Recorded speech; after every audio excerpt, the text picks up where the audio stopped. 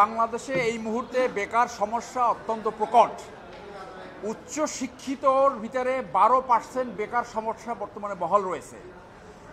এই পরিস্থিতিতে আমরা দেখলাম বাংলাদেশে 10 থেকে 15 লক্ষ বিদেশিরা অবৈধভাবে আমাদের কর্মক্ষেত্র দখল করে আছে।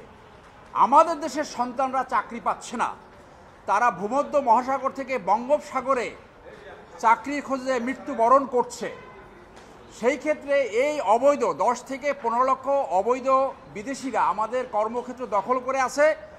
আমাদের সন্তানেরা, এই দেশের সন্তানেরা তাদের যোগ্যতা অনুযায়ী কাজ পাচ্ছে না। আমরা বিদেশি এমপ্লয়মেন্টের বিপক্ষে নয়, কিন্তু অবৈধভাবে বিদেশি এমপ্লয়মেন্টের বিপক্ষে। তারা বছরে 2017 সাল থেকে 10.2 বিলিয়ন অর্থাৎ 10,200 কোটি টাকা অবৈধভাবে নিয়ে যাচ্ছে। বাংলাদেশ সরকারকে কোনো ট্যাক্স এবং ভ্যাট দিচ্ছে না।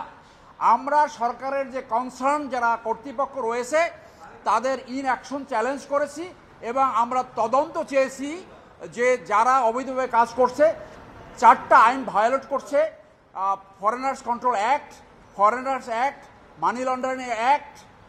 এই আইনগুলো ভায়োলেট করছে। সেই আইনের প্রভিশন অনুযায়ী তাদের বিরুদ্ধে ব্যবস্থা নেওয়ার জন্য আমরা তদন্ত চেয়েছি এবং ইনঅ্যাকশনকে আমরা চ্যালেঞ্জ করেছি।